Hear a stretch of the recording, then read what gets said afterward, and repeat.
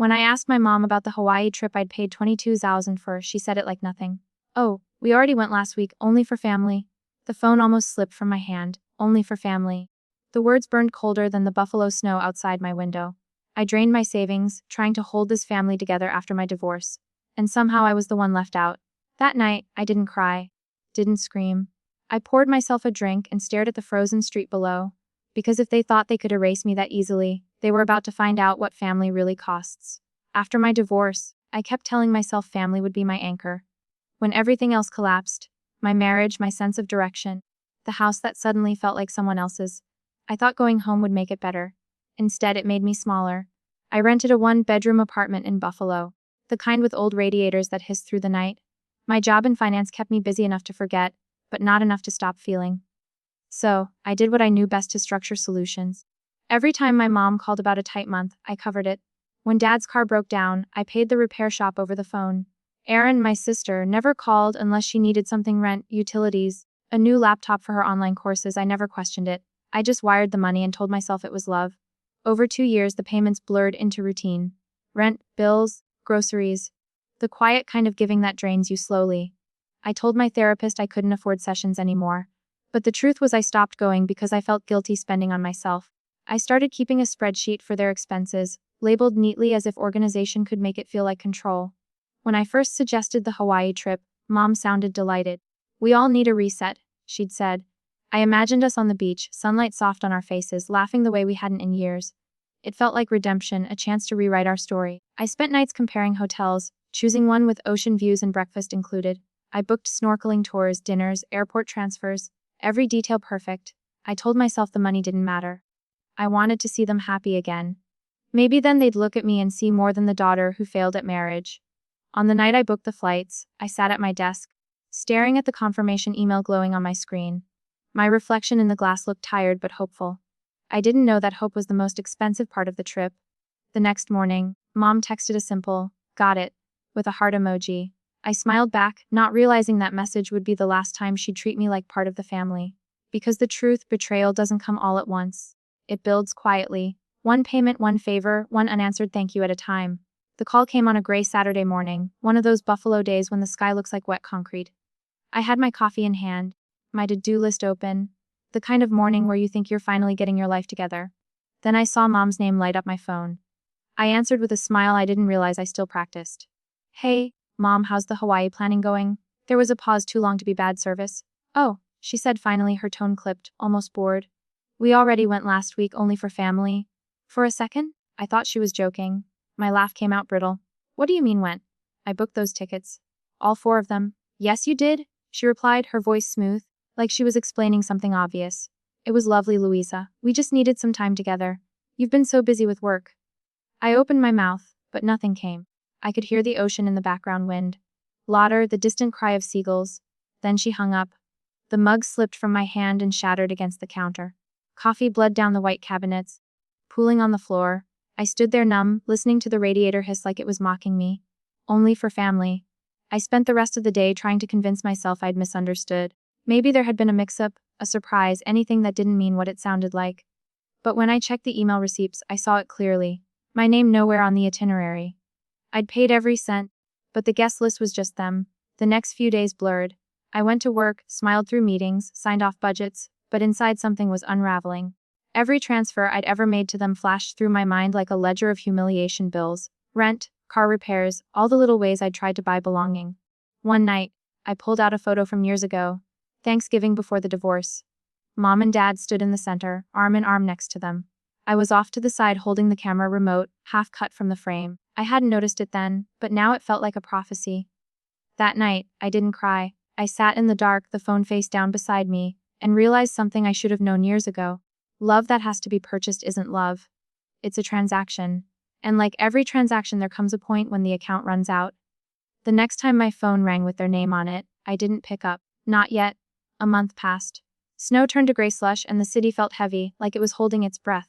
I hadn't spoken to my parents or Erin since the Hawaii call, though their absence filled the silence louder than words ever could. Then one evening, while I was sorting through reports at my kitchen table, my phone buzzed. Erin's name flashed across the screen. For a second I almost didn't answer, but curiosity won. Hey, Lo, she said, her voice syrupy sweet.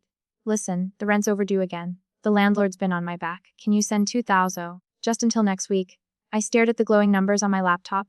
2,000? My mind went back to the trip, to her smiling somewhere on a beach I'd paid for. Only for family, remember? I said softly. What? She asked, the sweetness cracking. You heard me. The silence that followed was thick and ugly. Then she laughed, sharp and fake. Don't be ridiculous, Louisa. Your family. You've always helped us. Not anymore. I ended the call before she could argue. My hands were shaking, but not from fear. Something colder, cleaner relief. I opened my banking app, scrolled to the automatic payments I'd set up years ago. Rent transfers, car insurance, phone bills, even their internet. My fingers hovered, then tapped cancel. One by one, the confirmations popped up. Cancelled, cancelled, cancelled. Each click sounded like a door closing for good. When I was done, I called my financial advisor. I want to secure my accounts completely, I told her. New passwords, two-factor verification, everything. She didn't ask why. Maybe she didn't need to. The next morning, I drove to the bank, handed over my ID, and signed the forms. My advisor slid them back to me, nodding. You're taking control? She said quietly. I smiled. Finally. Outside, the wind cut sharp against my cheeks, but it felt different now, like it was clearing the air. That afternoon, I called a locksmith. Can you install new locks and a camera system? By evening, Mike the technician was at my door. A big man with steady hands, the kind of guy who didn't ask questions. He replaced the old brass lock with a heavy deadbolt, mounted a camera above the frame, and showed me the app to monitor it. When he left, I stood by the door watching the feed. The blinking red light stared back at me, steady and unbothered. For the first time in years, my apartment felt like mine. I poured myself a glass of wine, sat on the couch, and stared at the quiet street below. Somewhere out there, Aaron was fuming, Mom was plotting, and Dad was pretending not to notice. They'd call again. I knew it. But this time, I was ready. It didn't take long. 2 days later, the doorbell rang. 3 sharp buzzes that cut through the quiet like a blade. I froze, staring at the small screen on my phone that streamed the camera feed. There they were. Mom in her thick fur coat, arms crossed like she was about to fire someone.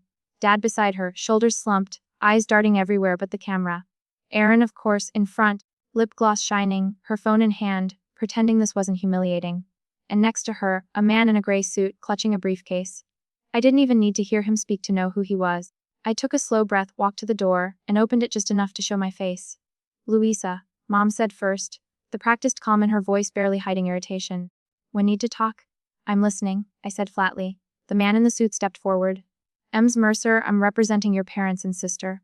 They're concerned about your recent financial decisions. They've asked me to mediate before this escalates. Escalates? I repeated, leaning on the doorframe. You mean before you drag me into court for cutting off your allowance? His jaw tightened. They feel your choices are erratic, potentially unstable. Aaron scoffed behind him. We just want to help, Lou. You've been through a lot. My laugh was short, bitter. Help. You went on a trip I paid for and didn't even tell me help. You want control? Watch your tone. Mom snapped. We're family, right?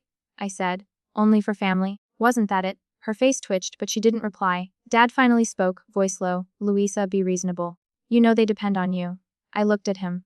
At the same man who used to teach me how to balance a checkbook. Who once said independence was everything. They're grown adults, Dad. They can depend on themselves. The lawyer cleared his throat. If you refuse support, we'll have to file for guardianship to protect your assets and theirs. It's not uncommon in cases like this. That word, guardianship, hit me like ice water. They weren't just trying to guilt me, they were trying to own me. I straightened, meeting the lawyer's eyes. Then I'll see you in court. And I shut the door in their faces. For a long time, I stood there breathing hard, the sound of their muffled voices bleeding through the door. I let them shout, let them threaten. When the noise finally faded, I poured another glass of wine, sat by the window, and let the city hum fill the space they'd once occupied. A week later, the letter arrived. A formal notice from the county courthouse, petition for guardianship filed by Marianne George and Aaron Mercer. Reason, concerns over Louisa Mercer's emotional stability and financial judgment. It was absurd. It was cruel. It was exactly what they do. I called my friend Janet the second I finished reading. She didn't sound surprised. They're trying to break you low, she said. You need a lawyer. She gave me a name, Daniel Price, a man she'd worked with when her own brother tried to sue her for inheritance money. He doesn't scare easy, she added. The next morning, I met Daniel in his office downtown, a quiet man in his 50s with calm eyes and a voice that carried weight. After I explained everything, he leaned back, steepling his fingers. What they're doing is manipulation, pure and simple. But we'll need to prove your competence in every way possible. Fine, I said. Tell me what to do. He listed everything: employment records, Bank statements, evaluations from my doctor, my therapist. If they're going to paint you as unstable, we'll show them the opposite. For the first time in months, I felt steady. I wasn't fighting alone anymore. 2 weeks later, I walked into the courthouse. The cold marble floors echoed under my heels. My hands were trembling, but my chin was high. Mom, Dad, and Aaron sat at the opposite table, whispering to each other. Aaron wore a black blazer, trying too hard to look professional. Mom's eyes met mine and held no warmth, only challenge. Their lawyer, the same man from my doorstep, stood to speak first. Your Honor, Ms. Mercer has exhibited signs of instability, erratic financial behavior, and isolation following her divorce. Her family believes she is unfit to manage her affairs. I could almost laugh. They built a fantasy version of me, a woman falling apart. Daniel rose calmly. Your Honor, what you'll see today is not instability but independence.